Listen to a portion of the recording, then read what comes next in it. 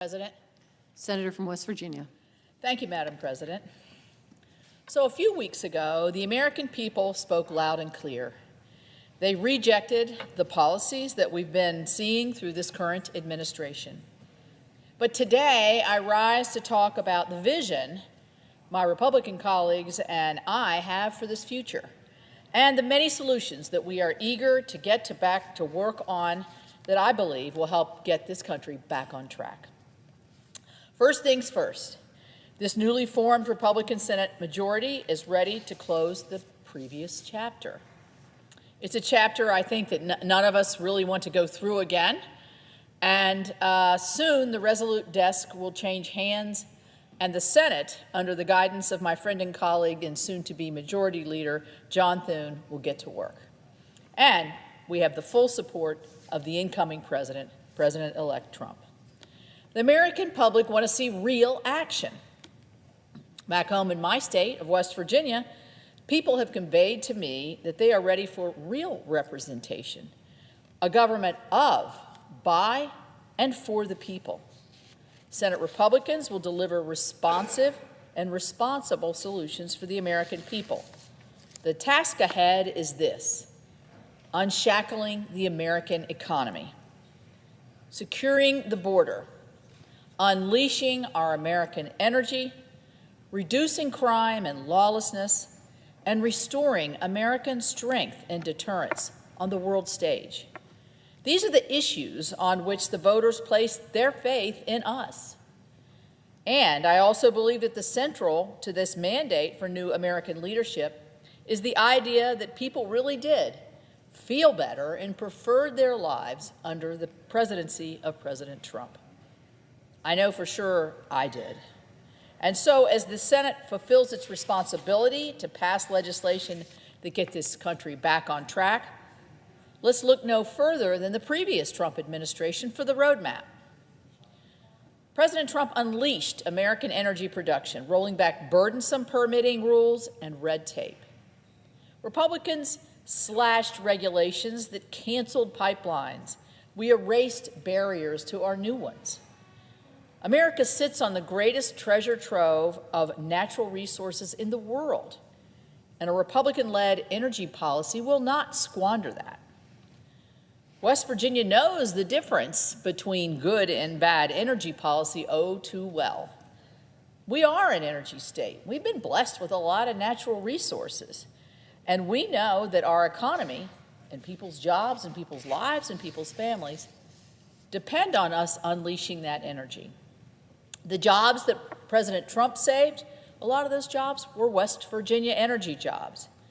So we can get back to a cheaper, more secure, more reliable world by our unleashing of American energy once again. So the Republican solution is America First energy policies that can result in energy dominance and our own self-reliance.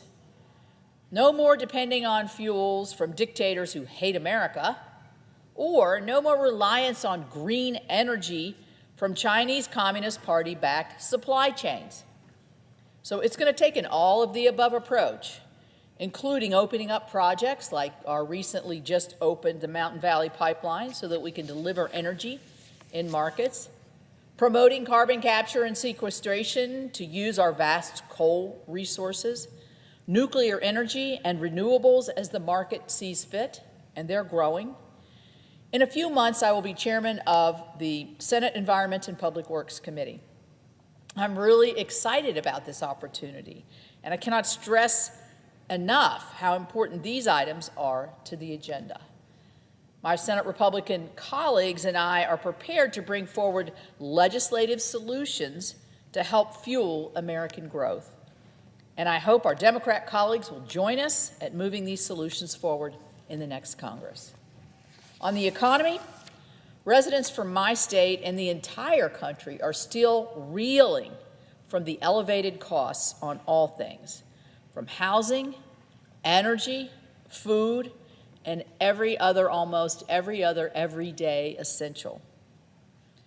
Personal finances are stretched so thin right now For instance, in my state of West Virginians are spending, on average, an additional $930 a month, or more than $25,000 a year, due to inflation since 2021. Well, actually, that's a total, $25,000 since 2021. The plan to get the American energy back on track is a tried and true formula of energy dominance, repealing burdensome regulations and lowering taxes. It's pretty simple. You should keep more of your own paycheck, and the government should stay out of the way. I'm looking forward to taking up legislation proposed by me and my other Senate colleagues towards these ends, including an extension of the reauthorization of the Tax Cuts and Jobs Act that we passed in 2017, including some of the most pro-growth tax reform policies that we have seen, as well as other potential budget solutions. Crime and the border go hand in hand. Under President Trump's first administration, both were managed, but now they're not. Look no further than the example of the addiction crisis, a direct product of lawlessness and the free reign of Mexican cartels. Just a few days ago, last Friday, I convened state and community leaders in West Virginia for a summit focused on combating the addiction crisis.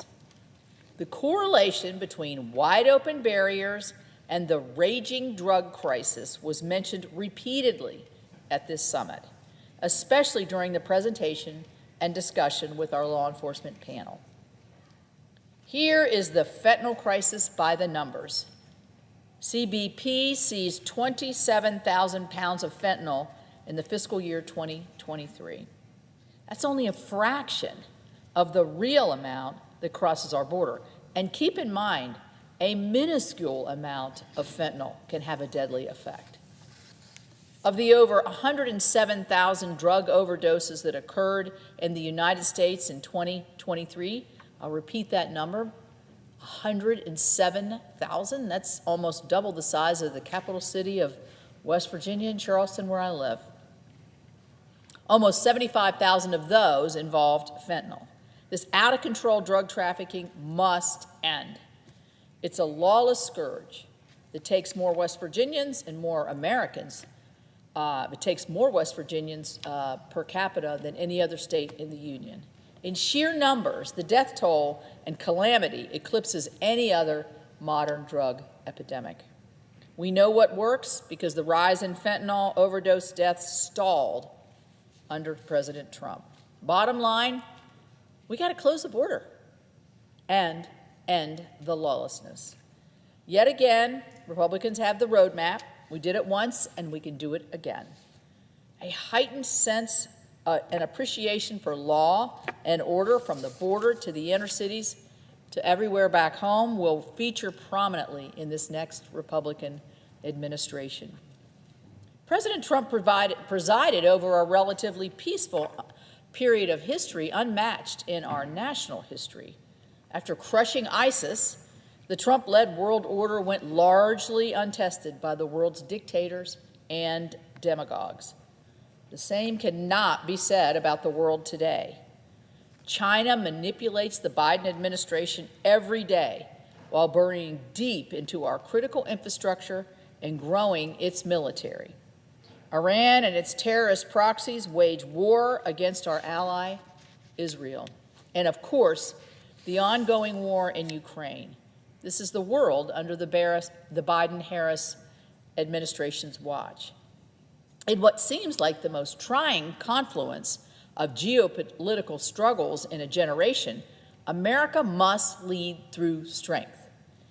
Indecision and weakness have emboldened our adversaries.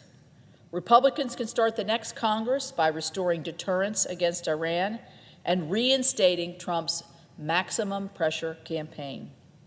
We should cut off Iran's funding sources so that they can't continue to support these attacks against our U.S. service members. Just last week, the Houthis fired at least 8 drones, 5 ballistic missiles, and 3 anti-ship cruise missiles against our U.S. Navy ships. It was barely even news. because this is now just a regular occurrence under this current administration. This administration apparently has no clue that our troops are under constant attack on land and sea, since our current vice president in her campaign said that she didn't think any U.S. forces were in combat. America must protect our service members and put Iran on notice that their weapons dealing business is over. More broadly, a unified Republican government will be prepared to restore our military strength, refocus our DoD on lethality, and restock our critical munitions. I've detailed but a few of the ideas and solutions to this dangerous, costly, disordered world that we are inheriting. In a challenge fit for a strong government and even stronger leadership, and it's good that we have a change for who's in charge. Until then, I suggest the best course of action this body can take is to work diligently on the outstanding priorities that we have in front of us. I'm talking about the NDAA, the Defense Authorization Bill, the government funding bills, and the Farm Bill. That way, the next Congress can stand at full attention, ready to advance policies to make our country safer, stronger, and a more resilient place. And with that, I yield the floor.